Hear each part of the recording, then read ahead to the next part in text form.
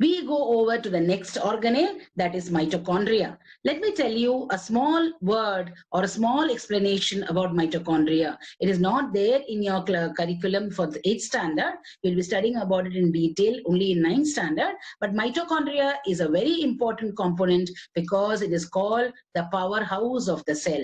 That is the organelle that is responsible for storage of energy, which is required for all your activities. Endoplasmic reticulum also is another structure about which you need not study in detail this year, but it gives a skeletal framework to the cell. Ribosomes are the components that synthesize proteins. Golgi complex or Golgi bodies, they are also sac-like structure. They have got storage function. Okay, that much information is only enough for you all in 8th standard. Now we go over to the vacuoles about which I showed you in my video clip. What are vacuoles? Empty looking spaces in the cytoplasm. What is their basic function? They help in the storage of water and even the waste products. In amoeba, it has got a different name that is called the food vacuole, and that is a place where the food is digested in the amoeba. So this is the organisms you can see on the screen. We have got the paramecium. We have got the euglena. These are all simple organisms. Now, on the basis of the nuclear organization, cells are of two types. They are prokaryotes and the eukaryotes. What is the meaning of the word prokaryote? The word pro means primitive. Karyon means nucleus.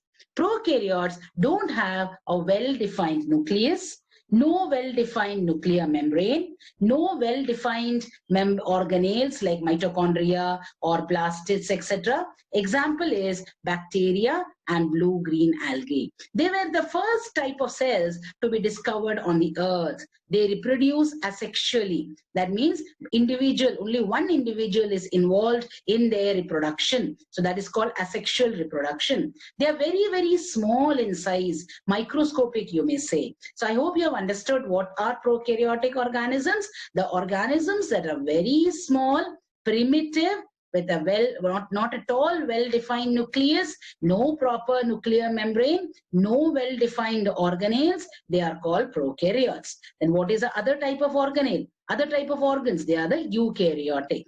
The word eu means true, karyon means nucleus. They have got a true nucleus. They have got membrane-bound organelles. All other organisms except bacteria and blue-green algae, even we, human beings, big plants, animals, they're all eukaryotic because the cell size is also quite big, about 10 to 100 millimicron. Some are even larger than that. So they include the fungus, different plants, different animals, etc. So you can see on the screen, this is how a typical animal cell looks like. With the help of activities, I will show you how an animal cell can be studied. So after this session, we'll be seeing some activities. So this is how a typical animal cell looks like. You have seen that it has got a plasma or a cell membrane. Some structures like endoplasmic reticulum. The short form is ER. Nucleus, ribosomes, lysosomes, mitochondria, and Golgi bodies are all present in the animal cell. This diagram is also very much important for you. Similarly, this is a cross section of an animal cell that also you may just go through. It is just for your information. How does an animal cell look like? This is how a typical plant cell looks like. Almost the same structures as that of the animal cell. A plant cell is also having, but then some extra components are there. That is, cell wall is present in the plant cell. Some plastids are present. These were not present in the animal cell. So this is also again the cross section of a plant cell. I think this will be still more easier for you to draw. This is easier for you to draw, so you may use it for learning. Okay, so these are some important structures of the plant cell. Now we come to the conclusion or the differences between the plant cell and animal cell. As I told you before, cell wall is present in the plant cell but absent in the animal cell. Cell membrane is present in both.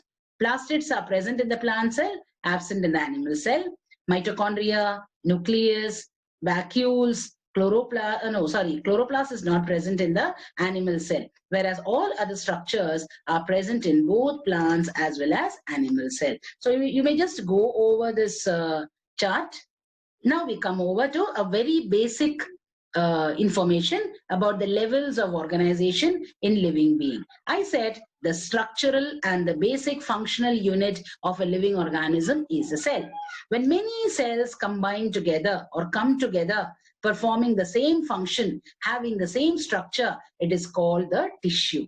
Similarly, when many tissues come together performing the same function, that they form an organ, like your liver, kidney, stomach, etc. Similarly, when many organs that work together performing specific function come together, they form the organ system, that is the digestive system, circulatory system, etc. And all these together, all these organ systems together form the organism, that is, it forms us. Now we come to the one more portion of that chapter about cell division. Now we are studying about cell, but you should know that what is the basic function of the cell.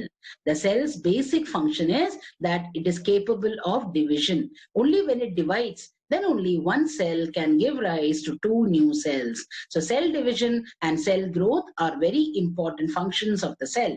Cell division is a process by which a parent cell divides into two or more daughter cells. And what is cell growth? A cell that is formed is very, very small. It has to grow in size.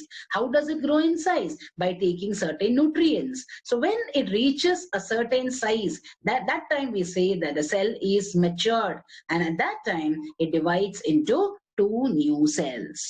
So with that, we come to the conclusion of this chapter. Thank you.